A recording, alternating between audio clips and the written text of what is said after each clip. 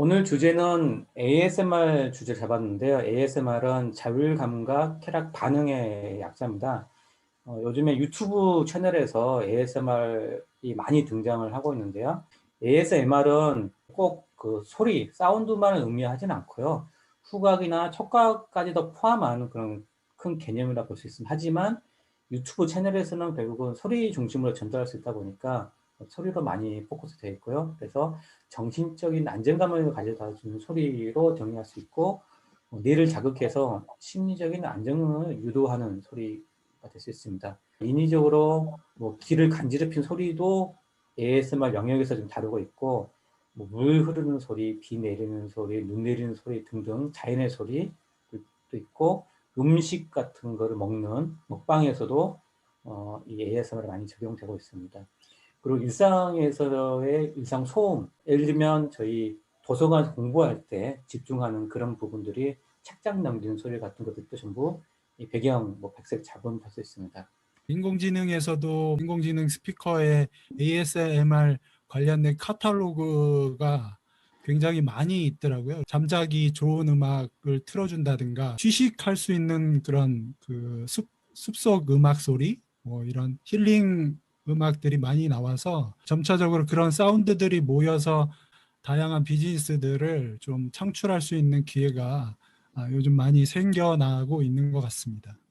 산업화나 콘텐츠가 지금 만들어지는 동향을 보면 안정감에 되게 집중되는 부분들, 개인적 차가 있어서 호불호가 강한 ASMR도 있는데 좀 보편적으로 조금 스탠다드한 안정감을 주고 좀 과학적으로 증명이 됐다기보다는 보편적으로 많이 검증이 되고 좀 인기 있고 좀 많이 베스트 되고 있는 그런 이용되는 부분들에 집중되는 부분들이 산업화가 되고 있는 것 같다, 상품화. 그래서 그게 지금 대부분은 디지털 미디어 기반에서는 사운드 쪽으로 많이 집중되어 있기는 하지만 마사지 부분이라던가 피부 관리라던가 그다음에 이제 아직은 후각이나 다른 부분들은 잘 안 건들고 있지만 시각이나 청각을 묶어가지고 하는 광고 부분이라던가 그래서 그런 부분들을 보면 특징적으로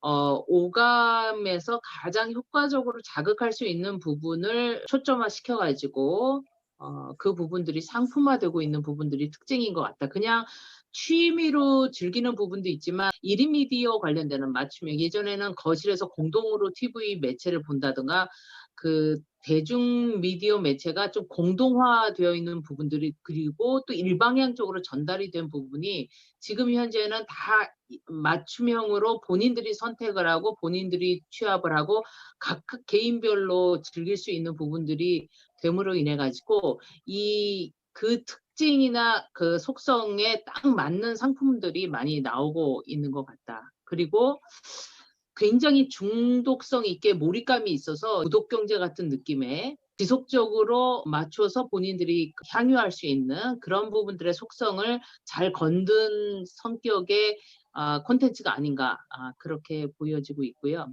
미래 문화기술하고 많이 접목해서 지금은 시각과 청각에 집중되어 있는 상품들이 향후에는 이제 좀 더 촉각과 그러니까 오감을 다 건들 수 있는 그런 부분들로 아마 발전하지 않을까라는 생각을 해봅니다. 같이 파급 효과는 일반적인 사용자들이 느끼는 효과라고 생각을 하거든요. 사람들이 그냥 무조건 열려있는 청각에 대한 시장성들이 이제 많이 집중이 된 것 같고요. 개인 경험에 따라 맞춤형 시장들이 이제 발달을 할 거고 개인적 취향도 그냥 취미적인 것도 있을 거고 어떤 치료과를 찾는 사람도 있을 거고 100세 시대 노인 양료나 어떤 여러 가지 그런 쪽으로서의 어떤 치매 치료 효과도 있을 거고 궁극적으로 헬스케어 쪽으로 가치나 파급 효과가 가지 않을까 그런 생각이 들었습니다. 방향성이라고 하면 ASMR이 기존에도 다양한 분야에서 있었습니다. 최근에는 우리가 유튜브를 통해서 다양한 콘텐츠에서 활용이 되다 보니까 작년서부터 좀 더 이슈화되지 않았나 이런 생각이 들면서 개인 맞춤형으로는 사람에 따라서 소리가 다르게 반응을 할 수 있으므로 이러한 맞춤형 이런 큐레이션을 해줄 수 있는 ASMR 이런 서비스도 있으면 좋을 것 같다는 생각이 들고요. 이런 거는 또 이제 과거의 경험을 통해서 치유를 한다거나 이럴 때 뭐 예를 들어서 향후 이제 그러한 비즈니스도 나오겠고 지금 실감 콘텐츠에서는 VR로 해서 어떤 치매나 예방을 하기 위해서 계속적인 어떤 사운드랑 사진을 보면서 이렇게 치유를 하는 그런 거를 지금 활용을 하고 있거든요. 그러니까 이런 부분도 어떤 맞춤형에서 조금 활용이 될 수 있을 것 같고 그뿐만이 아니라 이제 뭐 개인의 어떤 성장 환경이나 뭐 개인 심리, 문화적 차이 등에 따라서도 이러한 ASMR 콘텐츠가 다양화될 것 같은데 보면은 우울증, 우리가 그 ASMR 같은 경우 이런 소리는 도대체 왜 틀어놓는 걸까? 이런 의문을 갖는 소리들이 있어요. 그냥 숨소리예요.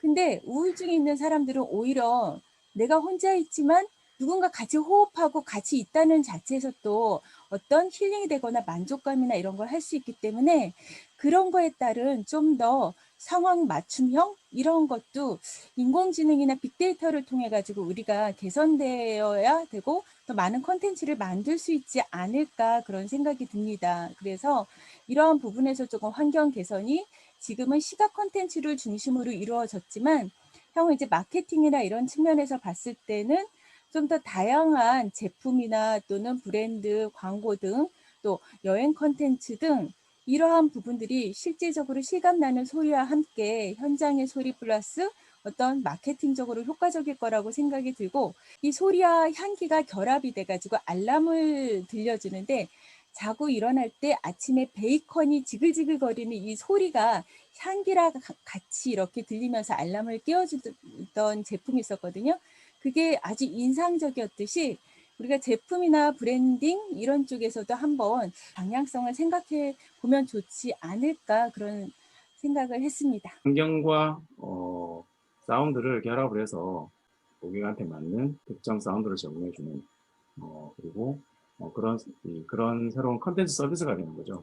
ASMR을 단순히 그냥 유튜브에서 이렇게 보는 그런 컨셉 이외에 상품성 있는 가치로 만들어서 할 수 있는 방법들이라고 생각을 하고요. 뭐 특정 사물과 특정 사물과 사운드를 매핑해서 데이터베이스 만든 다음에 이제 그런 특정 고객에 맞는 개인화되어 있는 특성화되어 있는 정보를 제공해주는 방법들. 예를 들어서 예전에 여행을 갔을 때 어떤 본인의 기억, 여행 갔을 때 즐거웠던 기억들 또는 특정 위치에 갔을 때 이제 그 위치에서 들려줄 수 있는 사운드들. 예를 들어서 산속에 갔을 때 또는 바다에 갔을 때 고객이 있는 위치에 따라서 그 맞는 적절한 사운드를 들려줄 수 있는 그런 서비스들 그런 것들처럼 컨셉에 맞는 이제 이 믹스된 서비스들을 제공해 줄 수 있는 비즈니스 모델들도 나올 수 있지 않을까라고 생각을 합니다. 여러 가지 이슈가 있을 수 있을 것 같은데요. 이제 제가 느낀 거는 이제 중독 부분에 특히 좀 중점을 둬서 보고 있어요. 이게 일정 시간을 정해놓고 잠깐 듣는 거는 상관이 없지만 만약에 이거를 지속적으로 장시간 이용을 하면서 이게 중독이 돼서 예를 들어 나는 이것이 없으면 잠도 잘 수가 없고 그러면 오히려 자신의 좋지 않은 그 상황을 더 악화시킬 수도 있기 때문에 이 중독이라는 부분에 대해서는 이 ASMR에 조금 더 신중해야 되지 않을까라는 생각을 합니다. 그리고 또 한 가지는 이게 또 이제 청소년들이나 중독과 같이 연결된 좋지 않은 식구금으로 이게 흘러 들어갔을 경우에 또 폐해가 있을 수 있으니 그런 부분도 조금 더 이슈화해서 생각해 볼 필요가 있을 것 같고요. 그래서 이 ASMR에 대한 효과 검증 부분에 대해서 잘 생각을 해야 되지 않을까 이렇게 생각을 합니다.